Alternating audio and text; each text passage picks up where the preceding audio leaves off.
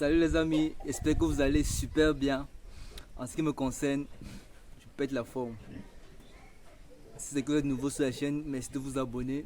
Ici c'est la chaîne YouTube de Vétéro Conseil, la chaîne de l'agro-pastoral. Ici nous échangeons constamment des thématiques sur l'agriculture, l'élevage et tout ce qui a trait à l'agro-business, l'agro-pastoral. Bref, ce que nous essayons de faire chaque jour, c'est de partager avec vous notre expérience sur le terrain.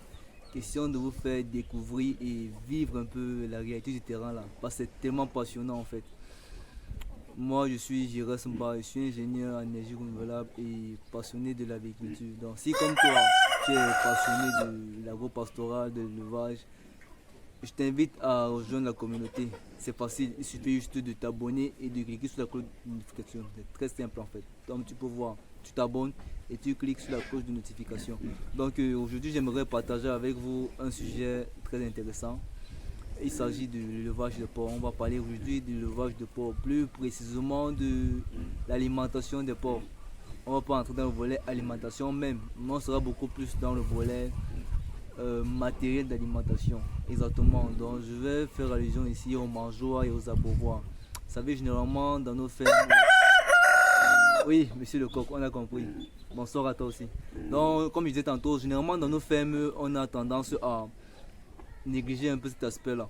Parce que je ne pense pas que quelqu'un serait à l'aise de manger à même le sol ou de boire carrément à même le sol. C'est difficile. Généralement dans nos fermes, vous allez voir l'aliment du porc est versé à même le sol. Où il dort, où il fait caca, c'est pas verser sa nourriture. C'est pas bien du tout. Donc il est important de concevoir un dispositif ou du moins d'avoir un matériel adéquat, adapté à l'alimentation de vos porcs. Aujourd'hui, je vais vous montrer une astuce très intéressant. Il est question ici d'utiliser des gens de voitures usées pour en faire des abreuvoirs. Donc, Restez connecté et regardez suivez la mon vidéo regard. jusqu'à la fin pour le découvrir. Donc là, ce sont les jantes en question. Ce sont des vieilles jantes usées de voiture.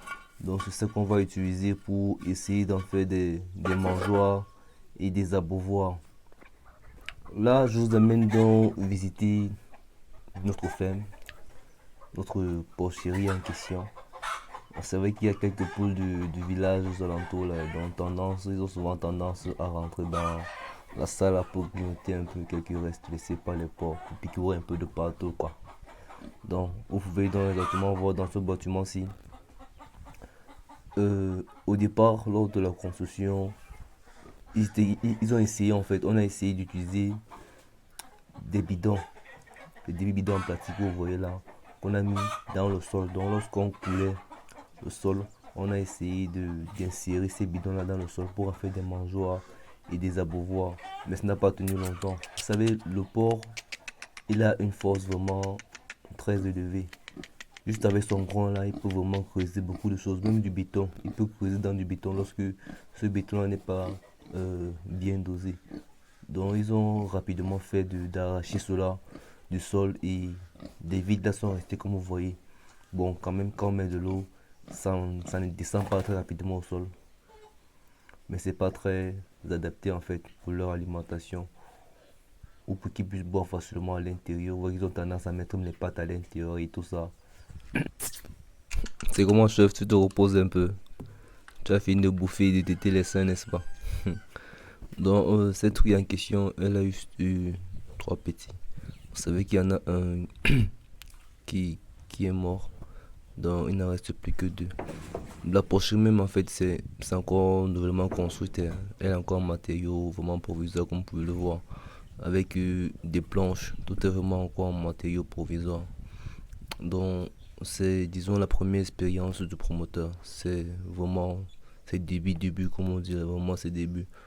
Il touche encore, il essaie d'expérimenter, de découvrir encore le métier, en fait, d'éleveur de porc. Donc, justement, comme je disais, avec le groin, les porcs, ils sont vraiment des groins. Avec leur force, ils peuvent vraiment casser dans le béton. Là, c'est un exemple typique que vous pouvez voir. Avec le groin, ils ont creusé. Donc, il y avait également des bacs en plastique, là, des bidons. Donc, une fois que les bidons étaient arrachés, ils ont continué à creuser, à creuser, à creuser. Et voilà, il y a carrément un petit lac dans leur porcherie. Mais sauf que c'est pas propre. Donc de temps en temps, ils viennent se baigner dans la boue là-dedans, mais c'est pas bien. C'est pas bien du tout. Vous voyez que le sol est vraiment endommagé. Ils ont creusé, ils vont creuser davantage. Si c'est que on ne réagit pas et qu'on ne ferme pas ce trou-là. Et là, c'est pas hygiénique parce qu'ils vont se mettre à jouer dans la boue. Ils, ils vont consommer, boire de l'eau sale. Ça va les entraîner des maladies avec des problèmes gastriques et les vers et tout ce qui va avec. Donc c'est important de toujours tenir votre porcherie propre. C'est important. Toujours tenir votre porcherie propre. Là maintenant, on va dire que nous sommes sur la terre. Donc le sol a été coulé. Heureusement, nous sommes sur la terre. Imaginez un peu si nous étions sur des pilotis. Si c'était une porcherie construite sur des pilotis, donc des planches en fait suspendues, ce serait plus grave. Là, on serait peut-être obligé de faire quoi, justement, donc, on serait donc obligé de trouver du matériel adapté pour pouvoir leur fournir de la nourriture et de l'eau. Voilà, donc, et c'est pareil ici. Donc, avec les bidons il y avait des bidons dans le sol là et tout, pour leur alimentation, mais ils ont réussi à enlever ça carrément du sol et les trous sont restés. Maintenant, ils mangent le sol et pour avoir de l'eau, c'est pas évident du tout. Mais comme je vous l'ai dit, c'était son premier bâtiment. Après ce bâtiment-ci, le prochain bâtiment qu'on a construit juste à côté, il était un peu de plus bonne qualité. Bon, vous allez le voir, ce n'est plus en planche comme celui-ci. C'est plutôt en dur. Donc, ce bâtiment-là, il est fabriqué en parpaing. Et on a pris la peine de construire des mangeoires et des abreuvoirs assez solides avec du béton, comme vous pouvez le voir actuellement. C'est bien plus solide.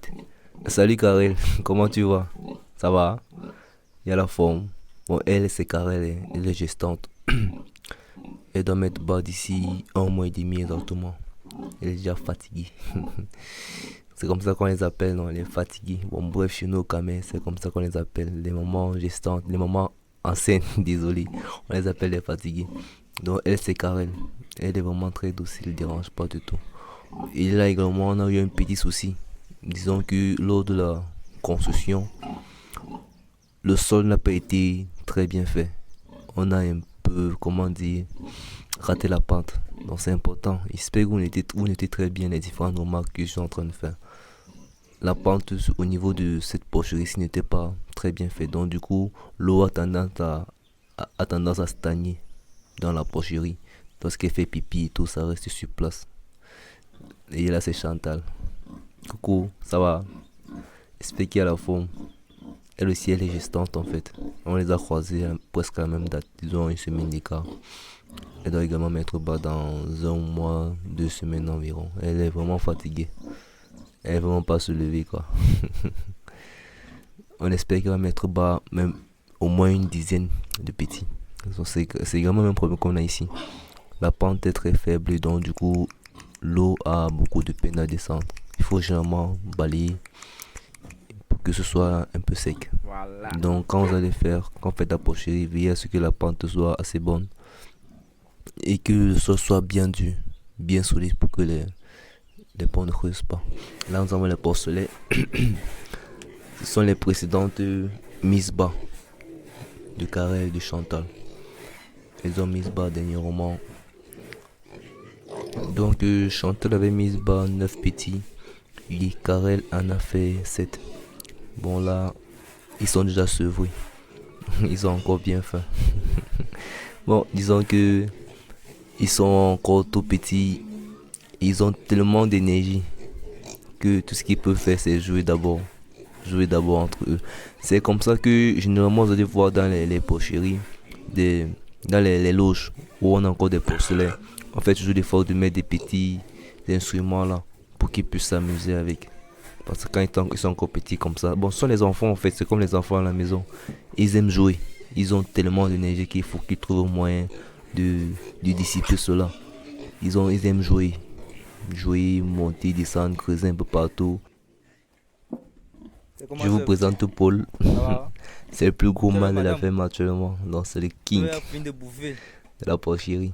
Et elle, c'est Georgette. Elle est en chaleur, donc elle est là pour se faire croiser. Vous avez certainement pu remarquer. Bon, en tout cas, je vais revenir dessus tout à l'heure. La jante qui est au sol là, avec du béton à l'intérieur. C'est ça qu'il est question en fait dans cette vidéo. Donc vous voyez également que là, Monsieur Paul, lui c'est vraiment un king, c'est un lion. Et la belle. Comme vous pouvez le voir, il a déjà cassé toute la porcherie. Le sol est complètement détruit. Et son travail ça va très bien. En général, quand il n'a pas de femelle, il passe son temps se maltraiser partout. Et là, la nourriture également mis à même le sol. Et c'est pas bon en fait. Ça va bien. La nourriture à même le sol et c'est pas bon du tout. Si nous étions dans une porcherie sur pilotis, ce serait très grave. C'est pour cela que vous voyez également que dans la plupart des élevages de porcs, fait sur pilotis, généralement on fait également des canards, principalement pour que les canards puissent s'alimenter par les déchets qui tombent là, parce que ça tombe toujours, ils puissent s'alimenter par là. Et voici donc enfin nos jantes. Là c'est un abreuvoir. Il était question donc de verser le béton à l'intérieur de la jante pour rassurer l'étanchéité. Vous allez voir que c'est vraiment très durable. L'avantage que vous avez à utiliser les jantes, c'est que non seulement c'est lourd, donc étant lourd, ça fait en sorte que le porc, ou du moins le porcelet, n'ait pas de force pour renverser ce qu'il y a à l'intérieur, que ce soit l'eau ou la nourriture. Donc c'est assez stable même sur le sol. C'est très idéal, c'est même l'idéal en fait pour les porcheries sur pilotis. Et vous mettez un autre là pour mettre de la nourriture, donc 2 sera suffisant par exemple par loge. Mais maintenant, s'il y en a plusieurs porcs dans une même loge, vous pouvez mettre plusieurs aussi. Plusieurs jantes plein de nourriture, plusieurs jantes pour de l'eau. Ou alors, vous pouvez juste concevoir une longue mangeoire en bois assez solide. Et maintenant, utiliser les jantes là pour mettre de l'eau. C'est vraiment très efficace et très durable. Merci bien pour votre attention. J'espère que cette vidéo vous a vraiment fait découvrir un plus et d'en apprendre davantage aussi. Donc n'hésitez pas à nous contacter pour un accompagnement ou pour un suivi, car nous sommes vraiment engagés dans la réussite de tout projet agropastoral. Et également, si vous avez besoin de porcelets ou des producteurs, n'hésitez pas à nous contacter. Écrivez-le en commentaire. Merci également de partager et de liker la vidéo. Merci encore pour votre soutien. C'est grâce à vous que nous pouvons davantage partager ce que nous connaissons avec la communauté. Prenez bien soin de vous et à la prochaine.